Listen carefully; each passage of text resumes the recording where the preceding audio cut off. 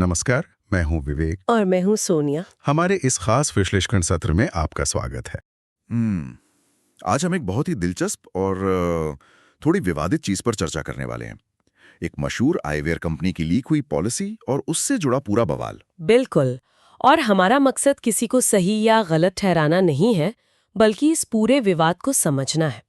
इसके पीछे के जो कानूनी और ढांचागत कारण हैं, उन्हें निष्पक्ष रूप से देखना है। सही कहा।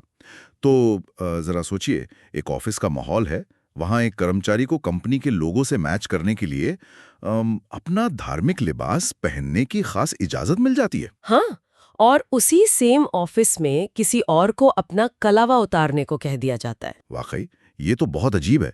मतलब इस इंटरनल ड्रेस कोड मैनुअल के हिसाब से मुस्लिम महिलाओं को काला हिजाब और सिख पुरुषों को काली पगड़ी पहनने की छूट दी गई। जी, क्योंकि वो ब्रांड के रंगों के साथ मैच करता है। लेकिन विवाद मुख्य रूप से वहां से शुरू हुआ जब दूसरी तरफ पाबंदियां लगाई गई। हाँ, हिंदू कर्मचारियों के लिए बिंदी, तिलक और कलावा पहनने पर एकदम सख्त रोक लगा दी गई। और सिर्फ इतना ही नहीं, सिंदूर भी बस नाम मात्र का लगाने की शर्त थी। और मेहंदी के लिए तो 10 दिन पहले से इजाजत लेनी होगी। अरे बाप रे! मतलब ये तो ऐसा हो गया जैसे एक ही ऑफिस में कुछ लोगों के लिए अलग नियम है और दूसरों के लिए बिल्कुल अलग। एकदम सही। और जब इस पर इंटरनेट पर बवाल मचा तो कंपनी का रवैया भी काफी टालमटोल वाला रहा। हाँ, पहले तो कंपनी के सीईओ ने इस मैनुअल को आउटडेटेड बताकर खारिज कर दिया था। बिल्कुल। लेकिन फिर जब सामने आया कि ये डॉक्यूमेंट तो इसी साल मतलब फरवरी 2026 का है, तो उन्हें अपनी गलती माननी पड़ी। ओहो, तो फिर उन्होंने क्या सफाई दी? बस इसे एक गलत तरीके से लिखी गई लाइन बताकर पल्ला झाड़ लिया। और हैरानी की बात तो ये है कि अभी तक कर्मचारियों को कोई अपडेटेड गाइडलाइंस मिली ही नहीं है। क्या बात कर रहे हैं? मतलब इतनी बड़ी बात हो गई और कोई क्लैरिफिकेशन नहीं। क्या ये नियम जानबूझकर ऐसे बनाए जाते हैं या बस लापरवाही है? यहाँ सबसे दिलचस्प बात यह है कि ये हमारी एचआर की जो कॉपी पेस्ट संस्कृति है ना, उसका नतीजा है। भारतीय कंपनियां अक्सर पश्चिमी देशों के मैनुअल बिना सोचे समझे कॉपी कर लेती हैं। अच्छा, मतलब वो सूट शर्ट वाला जो प्रोफेशनलिज्म का आइडिया है। हाँ, वही। भारत में प्रोफेशनल ड्रेस मुख्य रूप से पश्चिमी संस्कृति से प्रेरित है। अब होता क्या है कि डाइवर्सिटी या विविधता दिखाने के लिए वो अल्पसंख्यकों को उनके प्रतीकों की छूट दे देते हैं। समझ रहा हूँ। लेकिन जो बहुसंख्यक समुदाय के प्रतीक हैं, उन्हें वो अपने स्टैंडर्ड से अलग मानकर अनप्रोफेशनल बता देते हैं और सीधा बैन कर देते हैं। ये तो बहुत ही दिलचस्प और विरोधाभासी मोड़ है इस पूरी कहानी में। लेकिन मेरे दिमाग में एक सवाल आ रहा है। जी बताइए। क्या इसे सीधे कोर्ट में चुनौती नहीं दी जा सकती? यहीं पर भारत में एक बहुत बड़ी कानूनी शून्यता है।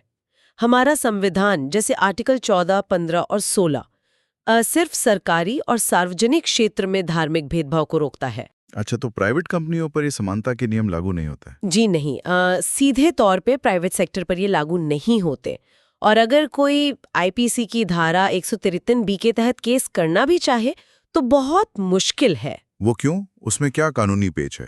क्योंकि उसमें आपको कंपनी का डेलिबरेट इंटेंट यानी जानबूझकर किया गया इरादा साबित करना होता है, जो कि अदालत में बहुत मुश्किल काम है। हाँ, कंपनी तो आराम से कह देगी कि ये एचआर की गलती थी या कोई टाइपिंग मिस्टेक थी। बिल्कुल। जबकि आप अगर अंतर्राष्ट्रीय स्तर पर देखें तो अमेरिका में टाइटल 7 सिविल राइट्स एक्ट है और यूके में इक्विटी एक्ट है, जो सीधे प्राइवेट सेक्टर में भेदभाव रोकता है। वाकई, मतलब भारत में इस तरह का स्पष्ट कानून का बड़ा अभाव है।